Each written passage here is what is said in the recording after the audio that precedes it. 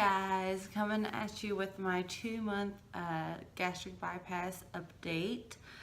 So right now it's October 1st, 2017. So my 2-month is actually tomorrow, but I won't have time to film tomorrow, so I'm going to go ahead and film today. I had gastric bypass surgery August 2nd, 2017.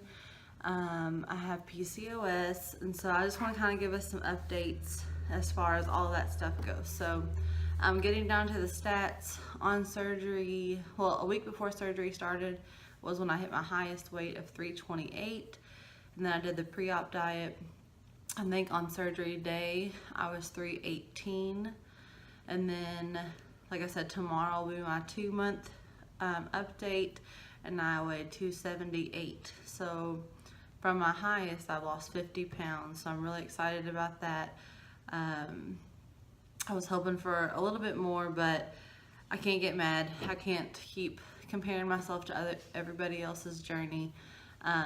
So I'm really gonna start making some goals for this month as far as hydration, and just really counting my macros and getting really strict again about my protein and trying to make better carb choices. As far as my PCOS goes, I've always had irregular periods. I think in the past when I did have a little bit of weight loss success, I did start to see some regularity. But other than that, I've always had irregular periods. Sometimes I would go as far as 6 months without periods. I would, maybe have one, skip 2 months, have one, skip a month, have one. And they would always be, varying in length. Sometimes they would last 6 hours. Sometimes they would last 1 day. And so I've never had regular periods. And since my surgery, so I started my cycle actually a couple of days right after surgery. I brought one on, and then since then I've had perfect 28-day cycles. So I just had my 3rd period. So I've had 2 times of 28 days perfectly spaced out, is what I'm trying to say. And that is just crazy to me because I've never had perfect 28-day cycles, and so I'm really excited about that as far as the prospect of being a mother, in the next year or so once I get this weight off. And my surgeon, he did say, even with PCOS, we see it all the time, people that don't take their birth control because they think that, oh, well, I've tried to get pregnant for 10 years and I can't get pregnant, and now they're 3 months out from surgery and bam, they're all of a sudden accidentally pregnant, and then it's a high-risk pregnancy because they're trying to actively lose weight as well because of their surgery.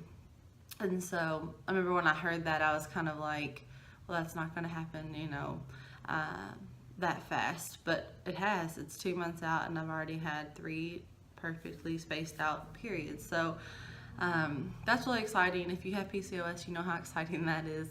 But other than that, I'm feeling good. I'm working out. I'm logging all my food in my FitnessPal. And I just wanted to show you guys a couple of things that have really been what I use every day to help me along this journey. Maybe it'll help you too. So this is just a food scale that I got off of Amazon. And so you just turn it on, and then you would put your food down on it, and it would weigh how many, and it goes into ounces or grams. Grams is more specific than ounces, so sometimes I do grams. But with gastric bypass, they don't really want you eating more than 2 ounces of food at a time. And I noticed, like when I go out to eat and I try to guesstimate what 2 ounces is, every time I overeat and I feel like I'm gonna throw up the whole time that I drive home, even though I only had a few bites. It's still, I know it was over 2 ounces because when I measure out on this scale, I do not get sick. And so if you're getting gastric bypass or any kind of weight loss surgery, or even if you're just wanting to start being more precise about your portion sizes or being more mindful, I highly recommend getting a food scale, because this, you just put everything on it and then you can tear it out again and then put more stuff on it. So like my husband really wanted chili. It's becoming like fall weather here this weekend, and so we decided to make chili, and I made a low carb version. but I'm going to measure out, you know, I think because it's more liquidy than, or mushy than solid food, I can have about 3 ounces. I'm going to measure it out, and that's including, you know, if I want a little bit of cheese on it or something, I can just tear it out and measure down to the gram of how much cheese I'm putting on, and things like that. So definitely highly recommend a food scale. And then in my last, or one of my last videos, I talked about for breakfast, in order to get these protein shakes in, they were good at first, but I don't know, after having them every day, they're just way too sweet to me, and so I have to cut it with something. And I have never been a coffee drinker, like I've always not liked coffee, but for whatever reason, these with that bitter coffee, it is a good mix for me. It cuts that sweetness a little bit for those shakes. And so I was taking a K-cup and making it that way, and I just found that, I don't know, it was just kind of watering down the ice, and I don't know, it just didn't work out as great as I thought it would. And so I found this unsweetened iced coffee I got it from Walmart, but it's from Starbucks. And they actually have blonde roast too. If you don't really like that coffee flavor, it kind of cuts down that a little bit. And I got both just to try it out. But I'll just pour, you know, my cup full of this with some ice, and then, or not full, but I'll, you know, put a little bit of this with some ice in there, maybe like 4 to 6 ounces, I would say. And then I would pour this in there as like my creamer and sugar and all that stuff. It's just this caramel protein shake, and it has worked out so much better. My ice, you know, stays in the ice form way longer because it's not mixing with that hot coffee. And so I think that is my new updated favorite way to drink those protein shakes. And then something else I've been doing is taking some of this light vanilla Greek yogurt and like cutting up a few strawberries and blueberries and things. So I met with my nutritionist, and she wanted me to start incorporating more vegetables and fruit, and not just meat and eggs and cheese and stuff to get protein in. So Greek yogurt, actually, the stats on this, they have for a whole cup, which I never had that, I measured out to a half a cup, is, a whole cup is 13 grams of carbs. So, you know, you're talking 6.5 carbs for a half a cup.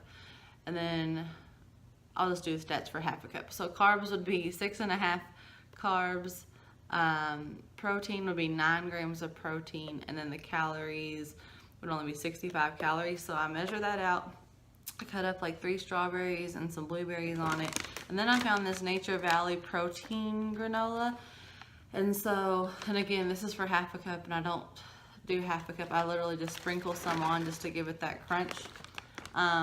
And so, but it does have 10 grams of protein per half a cup. So if I sprinkle some on, at least it's getting a little more protein in, even if it's just 2 or 3 grams. So been doing like a yogurt parfait, and I feel like that's a good way to get in some fruits and just some other ways to get protein in besides eating meat and eggs and cheese. So if I can, I'm trying to learn this YouTube thing, but I will splice in some pictures, some updated pictures from surgery day to about 2 or 3 days ago, so you guys can see, you know, a difference.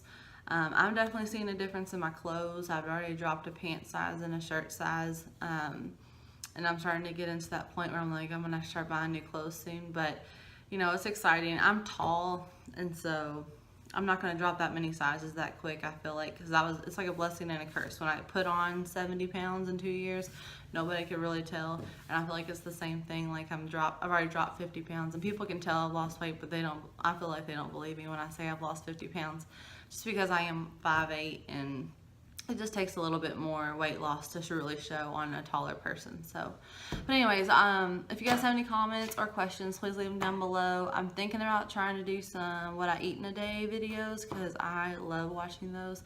And so maybe I'll just like getting ideas from them, and maybe it'll give you guys some ideas of what to eat. So let me know if you think that's a good idea, or if you have any other ideas of things I could film for you guys. All right, thanks for watching. Bye.